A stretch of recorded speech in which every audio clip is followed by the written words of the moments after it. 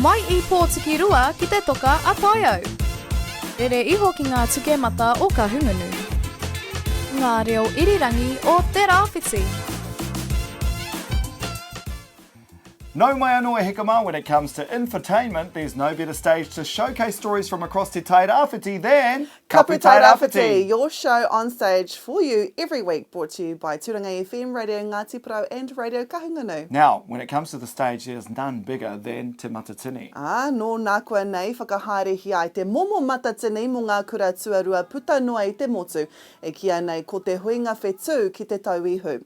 Ko tētahi o ngā kapa I tai atu, ko te Kura Kaupapa Māori o Ngāti Kahungunu Ki Heretaunga, ko te koutou e whakataetai ana ki tēnei taumata. Te koutou, kia pai mai hoki. Nō koutou o te rā, nō tātou te maringa nui I te mea.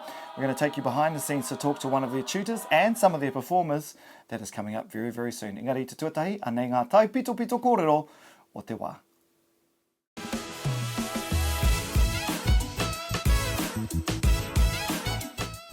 Mōre nei hika mā ki te Tairawhiti, he tukinga nui whakaharahara ka tui tēnei ahi ki rangi tukia. I waingai ngā kapa whutupōro o Rōpū o Ruatoria City anō hoki. He tuatahitanga tēnei mo ngā kapa e rua ki te eke ki tēnei whiringa toa mo te whakataetai whutupōro a Karapu o te Tairawhiti. I nāra, kua roa rawa ngā kapa e rua nei ki te oti ki raro rawa I te tepu whakataetai.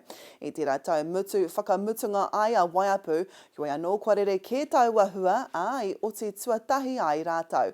Ki te whārangi pukamata o te reo irirangi o Ngāti Parau, whakapāhoti ai te whiringa toa. Ki tūranga nui a kiwa I nānei ko ngā whiringa whai tika whakahaerehia I tēnei rā, ko tapu ai kei te tihi o te tepu whakataitai. Ka pōhiri rātou ia waikohu kei te tūranga tua whā. He pakanga ki wainga I te tūranga tuarua, tuatoru ka kitea arā ko ngā toa o te rātou, ko YMP ka tuki atu kia OBM. Ki Kahungunu I nānei ko te whakaruru hau I te reo Māori me te mātauranga o Kahungunu te whainga o te pōkaitara. He hōtaka te kaumarua marama te roa, niki atu I te toru te kau ākonga I tohia I te wiki kua pahure ake nei. Reti ana kia puta ki te ao, kia mahi I ngā mahi kua ākona e rātau. Hei tā tākuta Jeremy Tātere McLeod, he huinga rangatira e nei hei whakaki I ngā whāruarua I runga I o rātau marae, I mua, I muri, anō hoki. A kāti, koe ranga tau pito pito o te wā.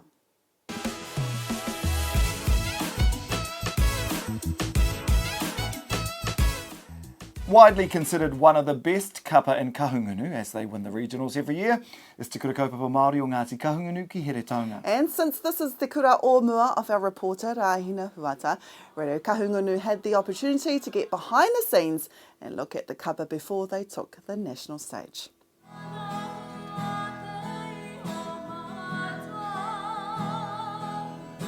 Pēhā ngā hua te kapa haka? He maha. Ki au he maha ngā hua ka puta I te ao haka. Mohi o taiwa ki ngā whakaritenga o te haka. Ko te nui ngā he whakaau, he prakatehi, mai te pō ki te ao te pō. Tērā te tehi kupu ko hanga ara ko te whakaoranga. He oranga o roto I te haka. Pretty much saying haka is healing. Haka is healing and once you have that whakawhanaungatanga, te taha ki te waiata tahi, haka tahi, nuku tahi, ka rongo I te kotahitanga, roto I ngā mahi.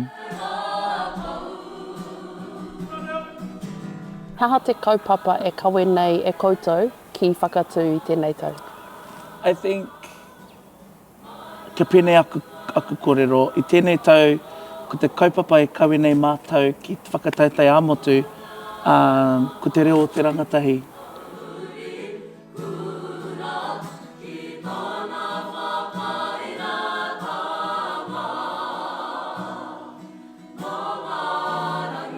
Tēnā rā tātou katoa, ko Soldier nia taku ingoa. Hauri tēnei mai Ngāti Kahungunu ki te Wairoa.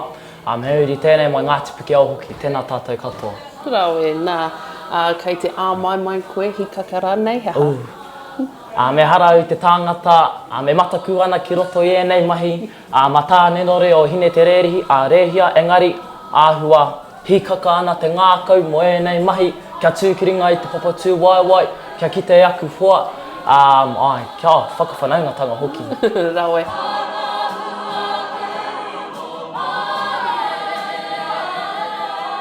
Ko Aras Pāhutana tōku ingoa, he tūhanga tēnei no te marae o Waipatu. Kia ora. He aha te kaupapa e kawe nei koutou ki whakatū? Well, i au e whakaaro ana ki ngā kupu o tō tātou, a tātou waiata. He orite ko te reo o te rangatahi, Kapu te ruha, ka hao te rangatahi. Tērā te kōrero a Tairawhiti, anika rā te reanga kohanga reo, e whiki ake ki Ngāti teitei o te taumata, nā reira ai. Ka pai tēnā.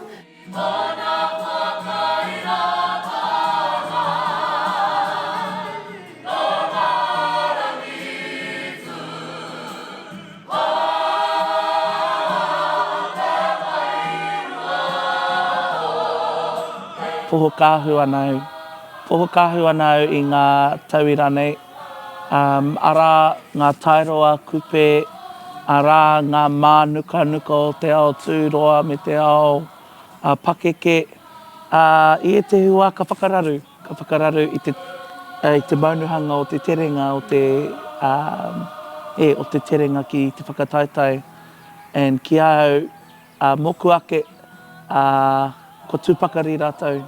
Ko ngā tairo, ko tūrangatira rātou, me te whakaaro mawhero māpango kao te mahi.